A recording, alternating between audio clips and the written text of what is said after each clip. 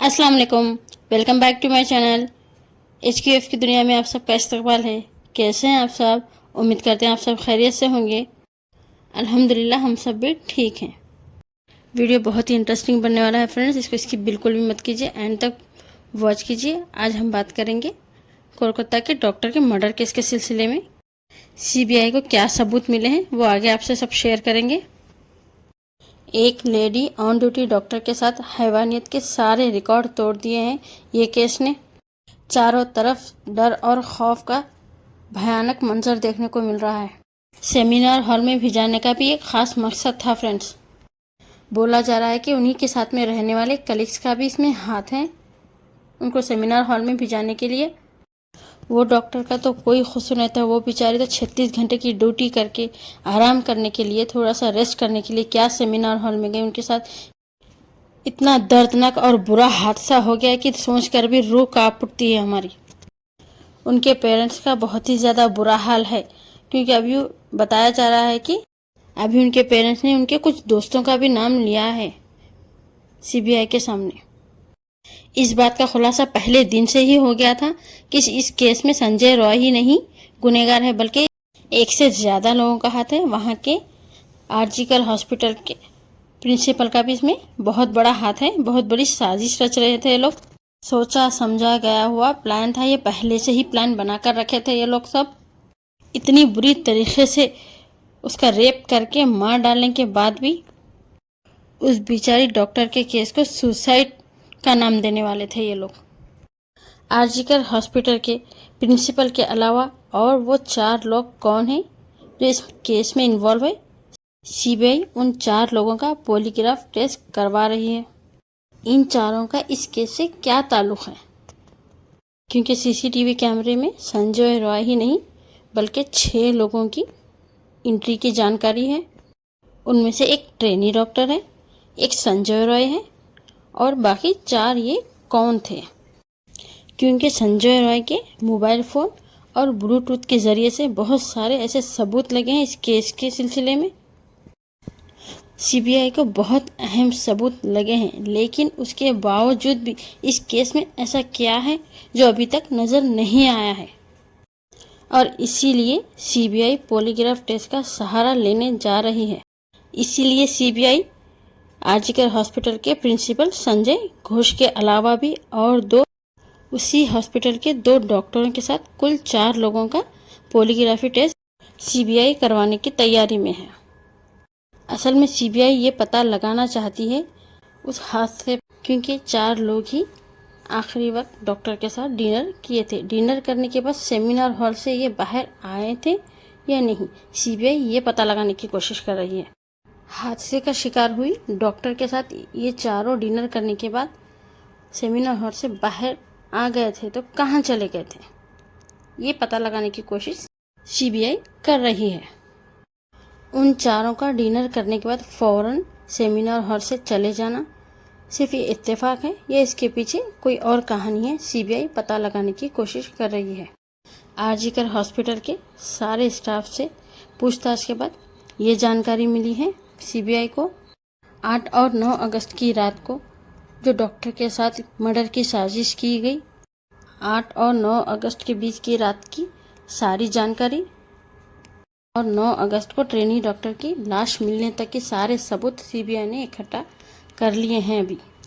ये आरजीकर हॉस्पिटल का डॉक्टर का केस अपने आप में ही बहुत ही हैरान कर देने वाला है, लेकिन इस केस में आगे बढ़ने से पहले ही आप सबको ये जानकारी दे देते हैं कि वो 4 लोग कौन थे। ये 4 लोग उसी हॉस्पिटल के स्टाफ से हैं। इन चारों में से 2 उसी हॉस्पिटल के PGT डॉक्टर हैं जिनका नाम है आर्को और सौमित, जबकि तीसरा शख्स उसी हॉस्पिटल का इंटर्न है जो इसका नाम है शुभोदीप। चौथा और आखिरी स्टाफ है वो इसी हॉस्पिटल में काम करता है, उसका नाम है गोलम।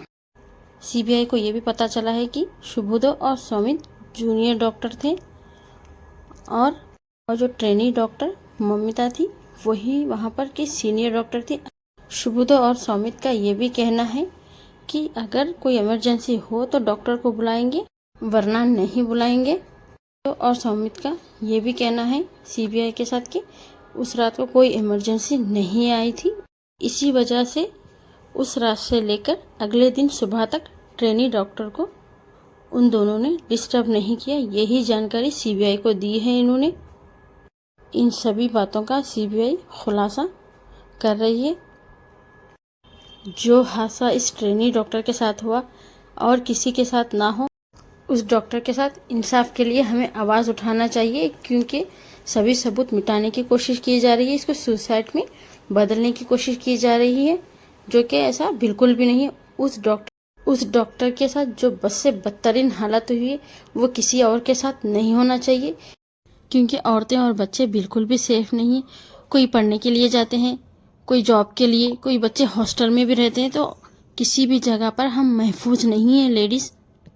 क्योंकि हम समझ सकते हैं उस डॉक्टर के पेरेंट्स की क्या हालत हुई होगी, अभी क्या हालत हो रही है कि बेटी जो उनके सामने हंसती खेलती जॉब के लिए जाती है, वहाँ पर उसके सुसाइड की खबर आती है।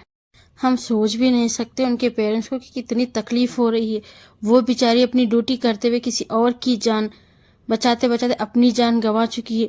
इस बारे में सोचकर उनके पेरेंट्स की हालत हम कभी सोच भी नहीं सकते, क्योंकि हमें एक खरोश भी लग जाए तो कितनी ज़्यादा तकलीफ़ से हम तड़पते हैं।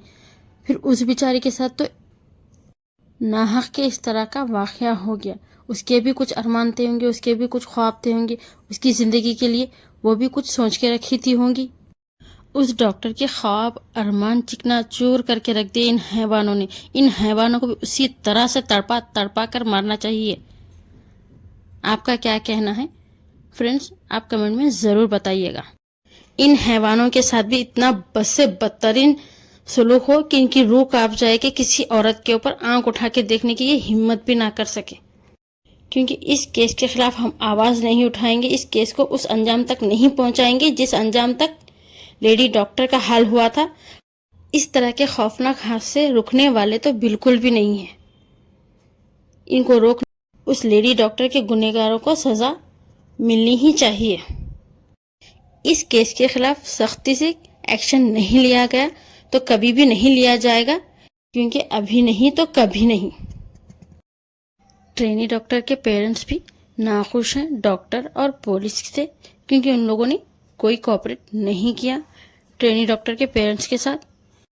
ये पहला एक ऐसा केस था जो एफआईआर के बिना ही लाश को पोस्टमार्टम के लिए भेजा गया था, क्योंकि ऐसा नहीं होता। पहले एफआईआर पंचनामा होता है, उसके बाद ही लाश को पोस्टमार्टम के लिए। इस केस में ऐसा कुछ भी नहीं हुआ, सीधे डायरेक्ट पोस्टमार्टम के लिए लाश को भेजा गया था, जिसके लिए उनके पेरेंट्स को बहुत ज़्यादा तकलीफ़ उठानी पड़ी है, जिसके लिए वो रोते बिलखते हुए इंसाफ के लिए आवाज़ लगा रहे हैं। हमारी तो यही दुआ है उस डॉक्टर को इंसाफ मिले और कभी किसी लड़की के साथ, डॉक्टर के साथ, किसी के भी साथ इस तरह का खौफनाक हादसा आगे ना हो। संजय रॉय जैसे दरिंदे को कोई फांसी की सज़ा नहीं, बीच चौराहे में जिस दरिंदगी से इन लोगों ने डॉक्टर का मर्डर किया था, उसी तरह से दर्दनाक खौफ से भरी सज़ा मिलनी चाहिए। संजय रॉय को नहीं, बल्कि इस केस में जो भी इन्वॉल्व है उसी तरह से उनका भी अंजाम होना चाहिए, क्योंकि उनकी मौत की अजियत को सोचने के बाद किसी की हिम्मत ना हो कि लड़कियों के साथ, औरतों के साथ, किसी के साथ भी इस तरह की घिनौनी हरकत की जाए और उनका मर्डर किया जाए। आज के व्लॉग में बस इतना ही। अगर ये वीडियो आपको अच्छा लगा हो तो हमारे चैनल को लाइक, शेयर, सब्सक्राइब ज़रूर कीजिए। और डॉक्टर के बारे में आपकी क्या राय है हमें कमेंट में ज़रूर बताइएगा। हमारे चैनल को ज़्यादा से ज़्यादा सपोर्ट कीजिए। लाइक, शेयर, सब्सक्राइब करना तो बिल्कुल भी मत भूलिए। मिलते हैं नेक्स्ट वीडियो में। दुआओं में याद रखिए।